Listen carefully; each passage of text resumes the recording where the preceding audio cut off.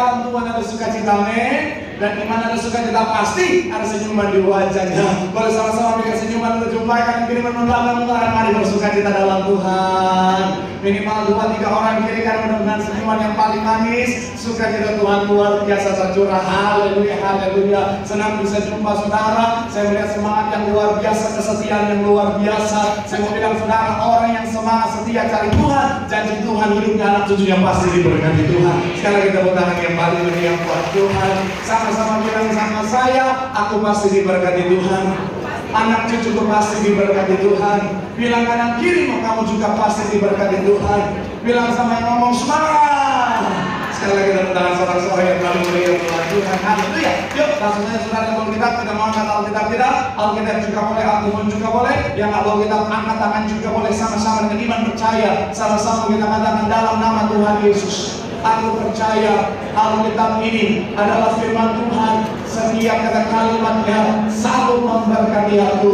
Dan hari ini aku pasti diubahkan, aku pasti dipulihkan dalam nama Tuhan Yesus. Sama-sama kita katakan amin. Yuk kita buka kitab kita, Kejadian pasal yang ke-15. Kita baca ayat 5 sampai ayat yang ke-6. Saudara sebagai pembuka dan pengantar pembahasan kita. Saudara, Kejadian pasal yang ke-15 ayat yang ke-5 sampai ayat yang ke-6. Saudara nanti bisa baca ayat 1 sampai 4-nya ketika saudara 3 ya. Lalu Tuhan membawa Abraham keluar serta berfirman, coba lihat ke langit, hitunglah jika kau dapat menghitungnya. Maka firman-Nya kepadanya, demikianlah banyaknya nanti apa? Keturunanmu. Ayat 6. Lalu percayalah Abraham kepada Tuhan, maka Tuhan memperhitungkan hal itu kepadanya sebagai apa?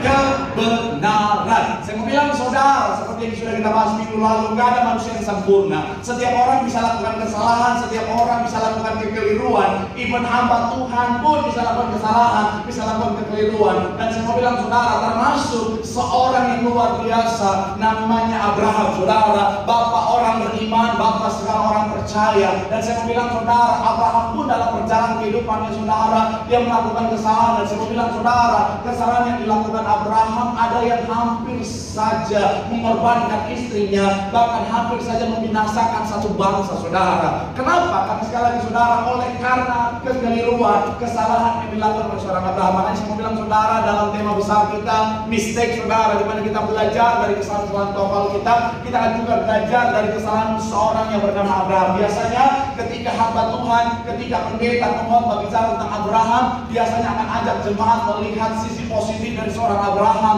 tentang imannya lah, bicara tentang soal ketaatannya kah. Tapi hari ini kita akan belajar dari kesalahannya. Tentunya dari kesalahannya kita akan meresponi dengan positif. Artinya apa saudara? Kita akan belajar dari kesalahan Abraham, supaya kalau kita diperhadapkan pada kondisi yang sama, pada situasi yang sama, kita tidak melakukan hal yang sama, kesalahan yang sama. Supaya apa saudara? Kita tetap menerima yang terbaik yang sudah Tuhan sediakan. Disetujui boleh berikan tepuk tangan yang paling meriah dulu buat Tuhan. Haleluya. So, hari ini saudara, juru khotbah kita masih dalam tema besar adalah mistake atau kesalahan. Kita akan belajar dari kesalahan Abraham. Kalau terpuji nama Tuhan, tim ini boleh dibantu. Kesalahan Abraham. Saya punya 4 kesalahan Abraham yang sama-sama kita akan bahas hari ini saudara. Sekali lagi doa saya, dan firman Tuhan hari semua yang hadir diberkati sempurna. Katakan amin. Haleluya. So, apa kesalahan Abraham yang harus kita hindari dalam kehidupan setiap kita saudara? PPT-nya ada di layar, hanya orang beriman yang bisa melihat ya saudara. Haleluya. Yang pertama adalah Abraham tidak sepenuhnya jujur. Sama-sama bilang sama saya, tidak sepenuhnya jujur. Sama-sama bilang sama saya, tidak jujur sepenuhnya. Coba kita lihat Kejadian pasalnya yang ke-20. Kita baca dulu saudara ayat yang kedua sampai ayatnya yang ke-5. Kejadian pasalnya ke-20. Kita akan baca saudara ayat 2 sampai ayatnya yang ke-5. Yang sudah di sana boleh bilang haleluya. Yuk sama-sama kita baca 3. Ya, oleh karena Abraham telah mengatakan tentang Sarah istrinya, dia saudaraku, maka Abimelek raja Gerar menyuruh mengambil apa? Sarah. Ayat 3 silakan saudara.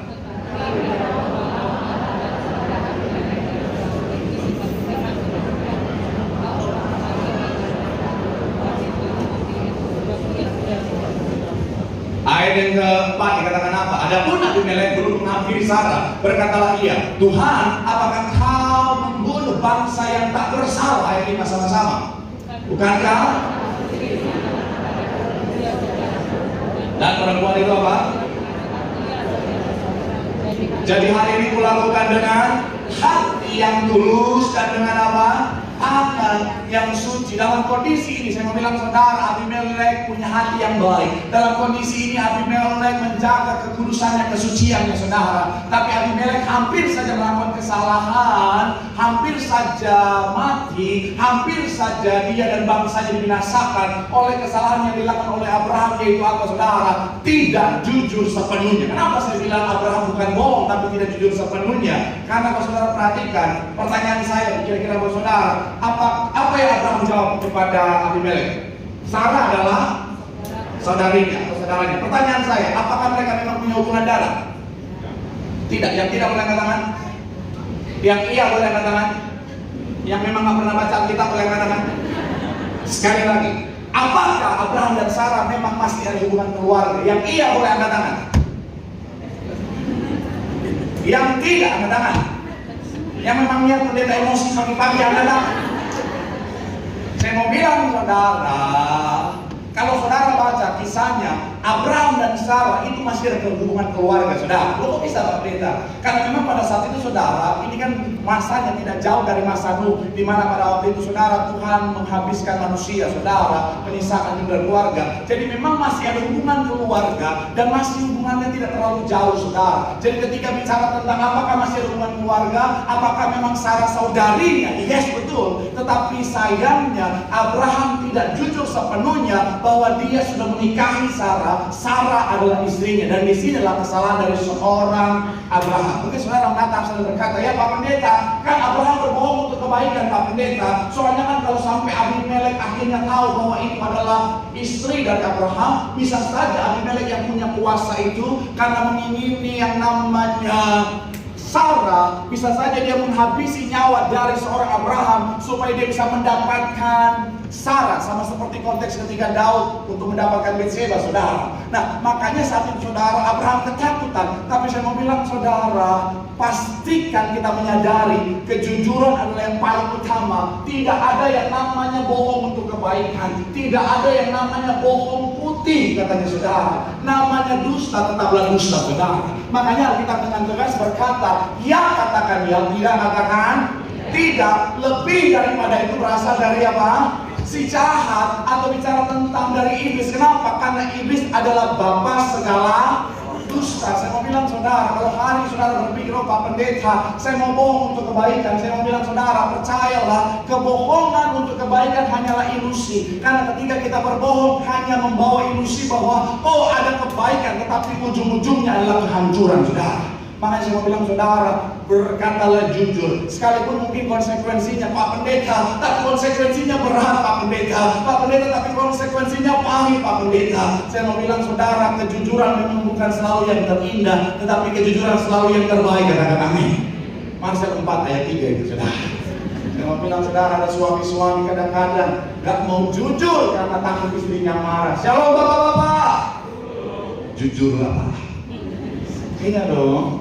Sekalipun istrimu marah, saya mau bilang, Pak, nggak apa-apa Pak, dia marah. Setidaknya dia marah karena kejujuranmu. Shalom ibu-ibu. Kalau suami jujur, hargai, jangan dimarahin. Betul bapak-bapak? Udah suami jujur, Pak, jangan dihargai kejujurannya. Walaupun gedek, jujur, hargai. Ternyata bertanya kemarin katanya nggak ada duit, ternyata yang selemari ada duit di dalamnya.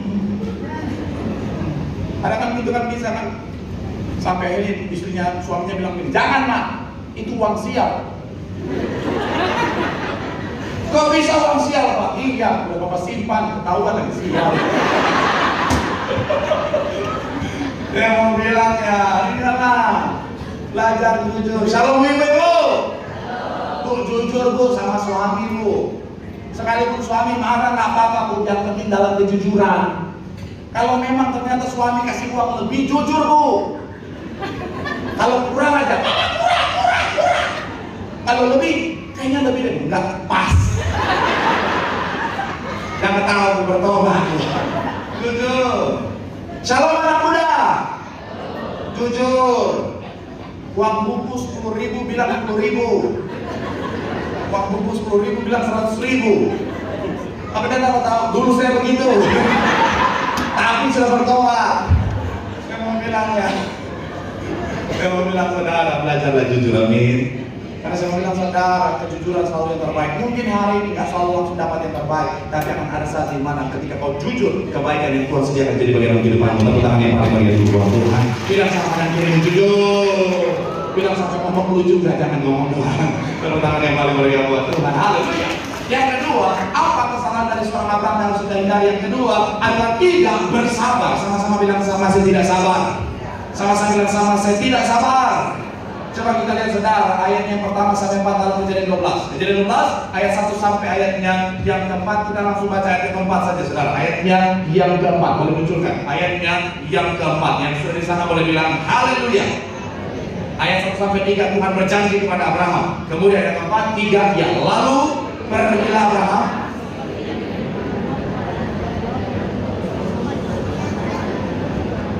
Abraham berumur berapa? 75 tahun ketika apa?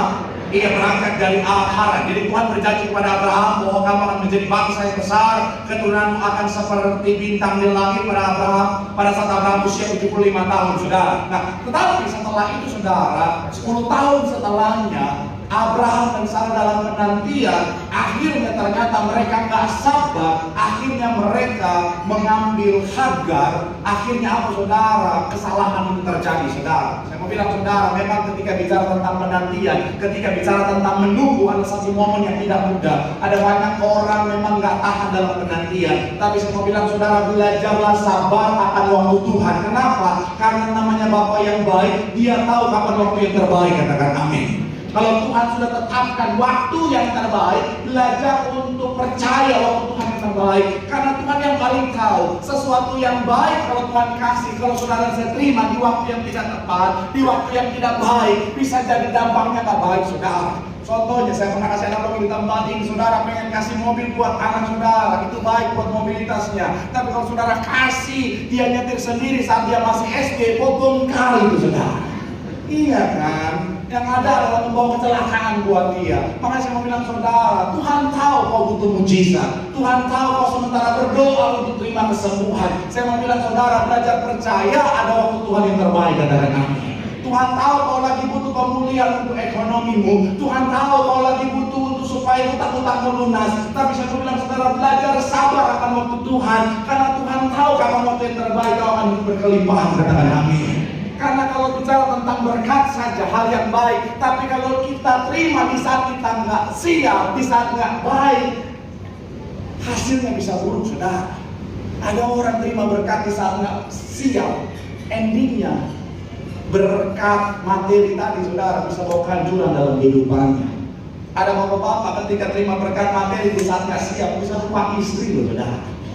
Ya loh, dulu waktu masih susah lihat istri seperti bidadari, kemana-mana dia gandeng terus nggak mau lepas. Kaulah pengharapanku, kaulah. Ibu kalau gituin. Ketika tiba-tiba diberkati luar biasa, dia berusia, kayaknya aku nggak cocok lagi sama kamu. Aku udah sultan alam sutra. Aku cocoknya sama Miss Universe yang cantik seperti gitar Spanyol. Sorry, aku nggak baik dengan basketball.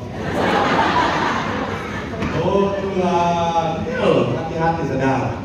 Segala sesuatu ada waktunya Tuhan. Amin. Saya kemarin merenungkan itu Tuhan. Saya pengen jadi artis tahun waktu saya umur 21 tahun. 18, saya pengen 19, 20, 21. Tapi Tuhan nggak kasih. Sempat naik, tapi jadi skuter. Selebriti kurang terkenal. Ya, tapi akhirnya ada waktu Tuhan yang menganugerahkan saudara. Jadi pada industri. Tuhan bukan sombong lagi contoh banget. Nah, maksudnya, tapi saya evaluasi gitu ya saudara ya. Kalau seandainya Tuhan kasih saya waktu itu saudara, mungkin hidup saya bisa hancur saudara. Kalau Tuhan kasih saya waktu itu, saudara, mungkin motivasi saya adalah untuk kemuliaan pribadi. Tapi Tuhan kasih ketika saya sudah sungguh-sungguh melayani, akhirnya apa? Saya sadar semuanya dari Tuhan untuk kemuliaan nama Tuhan. Tepuk tangan yang paling meriah buat Tuhan. Bilang sama kanan kirimu, sabar. Tuhan tahu kapan waktu yang terbaik. Tepuk tangan yang paling meriah buat Tuhan. Yang ketiga, saudara, apa kesalahan dari seorang Abraham? Ini penting, saudara, ya. Karena buat anak muda apalagi yang dulu lagi cari jodoh, ini suka kadang-kadang pendeta suka emosi dalam hal ini, saudara. Ada banyak anak muda kalau udah masuk usia apalagi usia 30 ke atas, Pak Pendeta, jodoh. Jangan kan pendeta, Tuhan itu tertekan. Iya, ada orang berdoa, Tuhan pokoknya mau jodoh sekarang. Jodoh berdoa, Tuhan jodoh sekarang. Sekarang Tuhan, laki-laki pertama yang lewat depan aku itu jodohku Tuhan. Yang lewat ngomong Tuhan, ya Tuhan di dunia saja, dalam kemanusiaannya, dalam pelayanannya, bisa saja Tuhan ketika lahir langsung melayani. Tapi Tuhan Yesus tahu ada waktunya, saudara. Makanya sedikit sebelum kita pindah poin yang ketiga, Yohanes 2 ayat 4 bilang begini, saudara. Yohanes 2 ayat yang keempat, sama-sama kita baca. Jadi sudah di sana boleh bilang, haleluya. Kata Yesus kepadanya, mau apakah engkau daripadaku? Ibu dikatakan apa? Saat aku belum tiba. Saya suka ambil sekarang spesial pasangan adonya bilang begini, saudara. Belum DP waktu. Itu yang saya pakai. Iya, belum DP waktu. Yang pasangan ado paling pas. Belum DP waktu. Effort kita mau saya tunjuk siapa tapi siapa kita sebenarnya. Bahasa Ibrani bilang begini, saudara. Dan dovero figlio.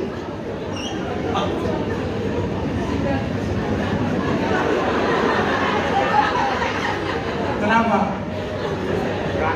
Kalau saudara ke Israel, saudara menemukan bahasa Batak itu mirip sama bahasa Israel kita. Makanya saya curiga orang Batak itu keturunan Israel kita. Horas dong. Dan dovero itu papito kalbino. Saya mau bilang, saudara, ada waktunya Tuhan, amin. Bilang sama kanan kiri, waktu Tuhan yang terbaik. Tepuk tangan yang paling meriah buat Tuhan. Yang ketiga, apa pesan dari Abraham adalah dia tidak percaya Tuhan secara konsisten. Sama-sama bilang sama, saya tidak percaya secara konsisten. Amin. Kalau saudara perhatikan Kejadian 12 ayat 4, lalu pergilah Abraham ketika Tuhan firmankan kepada dia, ini tanda dia percaya kepada Tuhan. Selanjutnya, saudara, kalau saudara lihat dalam pasal selanjutnya, Kejadian 15, kita lihat sama-sama. Kejadian 15 ayat 5 sampai 6 dikatakan apa? Kejadian 15 ayat 5 sampai ayat yang ke-6 dikatakan apa? Lalu Tuhan, coba lihat ke langit, hitunglah bintang-bintang, jika engkau apa? Maka firman yang kepadanya demikianlah. Ayat 6, lalu percayalah Abraham kepada Tuhan, maka Tuhan memperhitungkan hal itu kepadanya sebagai. Abraham awalnya sangat percaya kepada Tuhan, bahkan Tuhan memperhitungkan sebagai kebenaran karena iman percayanya yang luar biasa. Tapi sayangnya ketika dalam Kejadian 16 ayat 2, kita lihat sama-sama Kejadian 16 ayat 2 dikatakan apa? Berkatalah Sarai kepada Abraham, engkau tahu Tuhan tidak apa? Memberi aku melahirkan anak, karena itu baiklah hampir apa? Mungkin oleh dialah aku apa? Dan Abraham mendengarkan. Saya mau bilang, saudara, sangat disayangkan setelah pada awalnya Abraham imannya luar biasa, tapi setelah 10 tahun iman Abraham mengalami kegoyahan, akhirnya dia bertindak sebuah kesalahan, dia melakukan sebuah kesalahan. Saya mau bilang, saudara, belajar dari kesalahan Abraham. Sebagai anak Tuhan, iman kita harus konsisten, katakan amin. Kenapa? Karena kuasa Tuhan tidak pernah berubah dahulu, sekarang dan sampai selama-lamanya. Kalau dulu Tuhan sanggup, sekarang dan nanti juga Tuhan pasti sanggup, katakan amin. Ada banyak orang Kristen awalnya beriman, ada banyak orang Kristen awalnya percaya, tapi ketika dia belum lihat pertolongan Tuhan, ketika dia belum lihat jawaban Tuhan, ketika dia belum lihat mujizat Tuhan, ada banyak orang imannya mulai goyah. Tuhan sanggup ngasih, Tuhan mampu ngasih. Saya mau bilang, saudara, disinilah iman kita harus iman yang konsisten, katakan amin. Karena sekali lagi saya mau bilang, saudara, kuasa Tuhan tidak pernah berubah. Kalau dulu Tuhan sanggup, sekarang dan nanti dia juga pasti Tuhan yang sanggup. Sekarang kita tangan yang paling meriah dulu, Tuhan. Bilang sama kanan kirimu, iman kita harus konsisten. Kuasa di Tuhan tidak pernah berubah, dahulu, sekarang, dan sampai selama-lamanya. Sekarang kita katakan yang paling meriah buat Tuhan. Yang terakhir, kita bersiap-siap saudara. Yang terakhir, poin yang keempat, apa pesan dari seorang Abraham yang harus kita hindari? Yang keempat adalah tidak menjadi kepala keluarga atau imam yang benar. Sama-sama bilang sama saya, kepala keluarga. Sama-sama bilang sama saya, imam yang benar. Amin. Kita baca sama-sama saudara, ayat 1-6 dalam Kejadian 16. Ayat 1-6 yang sudah sana boleh bilang, aku diberkati. Adapun Sarai, istri Abraham, itu tidak apa?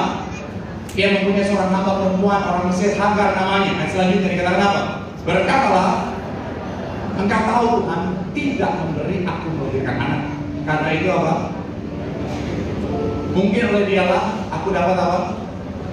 Dan Abraham mendengarkan. Ayat selanjutnya, ayat yang ketiga. Jadi Sarai, istri Abraham itu apa? Mengambil Hagar hambanya orang Mesir itu. Ianya apa? 10 tahun tinggal di tanah Kanaan. Lalu apa? Memberikannya kepada Abraham suaminya. Jadi betul ya, dia keluar 75, 10 tahun kemudian menikah dengan Hagar. Umur 86 lahirlah Ismail. Selanjutnya, ayat yang keempat. Abraham lalu mengandunglah perempuan itu ketika Hagar tahu bahwa ia mengandung, maka apa? Akan walu. Jadi ketika Hagar bisa melahirkan, dia menganggap remeh Sarah, karena Sarah belum bisa melahirkan. Jadi dia memandang rendah, dia sombong, dia angkuh, dia melihat Sarah dan berkata, wanita tidak berguna. Itu bayangan saya. Ayat yang kelima. Ayat yang kelima dikatakan apa? Lalu berkatalah Sarah kepada Abraham, penghinaan yang kuderita ini adalah, tahan sampai di situ. Ada yang aneh dari kalimat Sarah? Shalom bapak-bapak. Ada yang aneh pak dari kalimat Sarah? Enggak aneh pak. Istri saya juga di rumah begitu pak. Dia yang salah, saya kenal pak. Dia yang salah pak, saya yang kenal. Kan kamu tadi yang suruh nikah sama Hagar siapa? Terus ini penghinaan yang kuderita ini adalah, makanya saya mau bilang pak, dalam rumah tangga kalau istrinya lain bapak nggak salah, sabar. Memang udah begitu pak. Shalom ibu-ibu. Saya pendeta yang adil benar. Kalau kau juga disalahi, memang udah begitu juga. Ingat kan Adam ketika Tuhan datang, Adam, siapa pak? Kenapa kamu mau makan buah itu? Adam bilang apa? Padahal sebenarnya memang perempuan, jadi sebenarnya Abraham nggak ada. Memang. Tapi ketika Hawa, kenapa? Hawa bilang apa? Ular. Nah, emang wanita tuh suka gitu nyala-nyalain. Padahal wanita, gua ngapa-ngapain. Nah, betul. Jadi memang sifat perempuan tuh begitu. Tapi bukan wanita-wanita dari sini, di gedung sebelah. Nah, tetapi, akulah yang memberikan hamba. Akulah yang memberikan hambaku ke pangkuan. Dia sadar dia salah. Tetapi baru saja ia tahu bahwa ia mengandung, ia memandang apa? Tuhan kiranya menjadi apa? Jadi dia sadar dia salah, tapi dia nggak mau minta maaf. Dia sadar kan dia salah ya. Akulah yang memberikan hambaku ke pangkuanmu. Tetap baru saja ya. Oke. Dia tahu dia salah. Tetapi bukan yang minta maaf ya sayang. Enggak. Tuhanlah yang menjadi hakim antara aku dan kau. Jadi saya mau bilang buat bapak-bapak, buat para pria, shalom para pria. Kalau kata maaf itu sulit keluar dari para wanita, dari ribuan tahun yang lalu sudah begini. Ini nggak ada pendeta sendiri saya. Saya doang nggak ada kerjaan. Jadi makanya ya, kalau laki-laki salah langsung dia maaf ya sayang. Tapi kalau wanita salah, dia akan cari putar-putar kalimat sampai si pria yang bilang, iya aku yang salah. Jangan tahu wanita bertobat. Saya bukan yang di sini, yang di Alam Sutra. Tapi yang saya mau ajak saudara untuk melihat dalam case ini adalah ayat yang kedua. Coba kita ayat yang kedua dikatakan apa? Berkatalah, Tuhan tidak memberi aku dan anak, karena itu baiklah hampiri hambaku itu mungkin dia lapar. Dan Abraham mendengarkan pertanyaan saya dalam susunan kepemimpinan dalam keluarga Kristen yang Alkitabiah. Harusnya siapa yang jadi pemimpin? Hah? Kok ibu kayak ikhlas gitu mau bilang Tuhan? Shalom ibu. Pemimpin dalam rumah tangga siapa? Dihantam dulu. Susunannya begini saudara. Tuhan, suami, istri, anak satu, anak dua. Kenapa saya taruh ini saudara untuk mengingat saya bahwa ada banyak anak-anak suka lupa posisinya. Anak pertama harus mampu mengasihi adik-adiknya, harus mampu mengayomi adik-adiknya. Adik-adik yang harus menghormati kakaknya. Ada banyak kakak-kakak nggak mengasihi, nggak mengayomi adik-adik. Ada banyak adik-adik yang maaf, kurang ajar sama kakak-kakaknya. Tapi bukan yang di sini. Ya sudah. Saya banyak melayani Tuhan, hormati dong saya juga. Kakak pertama. Tapi saya akan fokus ke sana. Saya mau fokus ke suami dan istri. Suami dan istri posisinya harus suami yang menjadi pengambil keputusan dalam keluarga. Makanya kalau saya bisa undang, saya boyband saya silakan boleh masuk. Iya. Waktu kita mepet. Ya, memang saya sengaja bawa pin banyak supaya aman saya pulang saudara. Saya mau bilang ya urutannya Tuhan, ya walaupun nggak cocok jadi Tuhan tapi itu suami, istri, anak. Saya bilang saudara, Tuhan harus jadi yang utama dan yang pertama dalam keluarga. Karena Tuhan adalah inisiator dari keluarga. Makanya Alkitab mencatat pada mulanya Allah yang merancangkan suami istri untuk menjadi satu keluarga. Kemudian suami harus jadi pemimpin. Suami, makanya saya mau bilang ya, suami kenapa di posisi ini? Karena suami adalah pemimpin yang mengarahkan keluarga. Makanya suami-suami harus dekat sama Tuhan. Suami-suami harus takut akan Tuhan. Makanya suami-suami disebut imam. Apa sih imam? Imam adalah pemimpin yang membawa jemaat untuk menghadap Tuhan. Makanya saya bilang saudara, suami-suami takutlah akan Tuhan. Karena kaulah yang akan menuntut keluargamu untuk sampai pada rancangan Tuhan yang indah. Istri-istri jadi penopang. Jangan gantikan posisi suami. Ada istri-istri kadang-kadang dia tarik suaminya, harus tinggi. Dia tarik suaminya untuk ada di belakang dia, untuk tunduk di bawah dia. Nah akhirnya apa? Banyak melakukan kesalahan. Mohon maaf ya. Memang Tuhan ciptakan laki-laki suami itu jadi pemimpin, pengambil keputusan, decision maker dalam keluarga. Kalau istri yang ambil keputusan melangkahi suami, saya mau bilang saudara, akhirnya bisa salah. Makanya tadi yang di awal kan manusianya dalam dosa gara-gara apa? Istri ambil keputusan, terus dia bilang, ada makan. Ya. Sekarang ini salah juga ambil keputusan melangkahi suami. Makanya, ya udahlah saudara tahu lah. Makanya saya bilang saudara, udah belajarlah istri untuk tunduk sama suami. Tapi suami bukan tunduk sama istri, karena kalau suami tunduk kan tunduk-tundukan. Suami, istri, suami mengasihi istri, istri tunduk sama suami. Jadi bicara tentang suami jangan juga kata, oh aku jadi pemimpin dalam beberapa lima. Istri di belakang saya bilang, hai kau, ingat foto pendeta Marcel?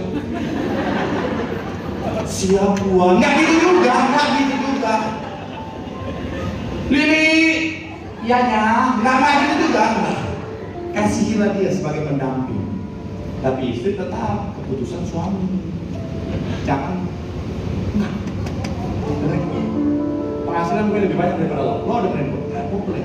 Sehebat apapun istri, suami tetap imam dalam keluarga. tunduklah sama suami. Betul Bapak-bapak? Doa saya nggak ada yang berantem keluar dari sini.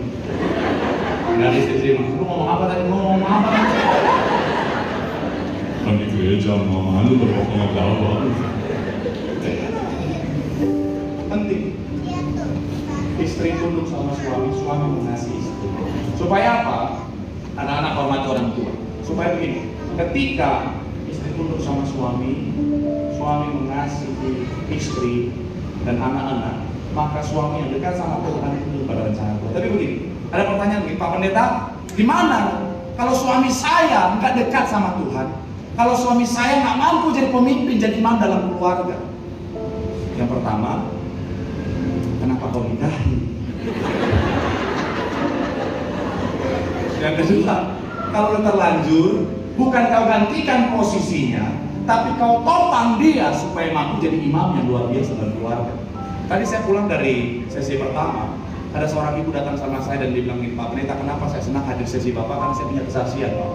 Suami saya ini, Pak, dia bukan orang percaya awalnya, dia bukan anak Tuhan, dan dia suami yang jahat. Dia bilang saking jahatnya saya pernah disiram Pak pakai minyak panas Pak sama suami saya dulu. Tapi satu ketika dia nonton khotbah Bapak, dan akhirnya dia tergerak untuk datang ke gereja, dan sampai hari ini Pak dia sudah berubah 180 derajat. Saya selalu berdoa buat dia. Sekarang dia sudah jadi suami yang baik, suami yang sayang istri, suami yang bertanggung jawab. Saya mau bilang saudara, itulah istri yang baik, istri yang menopang suaminya, membawa suami menjadi imam yang benar. Karena ketika suami jadi imam yang benar dalam keluarga, dekat sama Tuhan, maka suami akan membawa anak-anaknya untuk apa? Untuk sampai pada untuk sampai pada apa? Pada rancangan berkat yang sudah Tuhan sediakan bagi keluarga ini. Tepuk tangan yang paling meriah buat Tuhan. Bilang sama kanan kirimu, jadi suami yang baik, jadi istri yang baik. Di situ ada berkat Tuhan. Sekali kita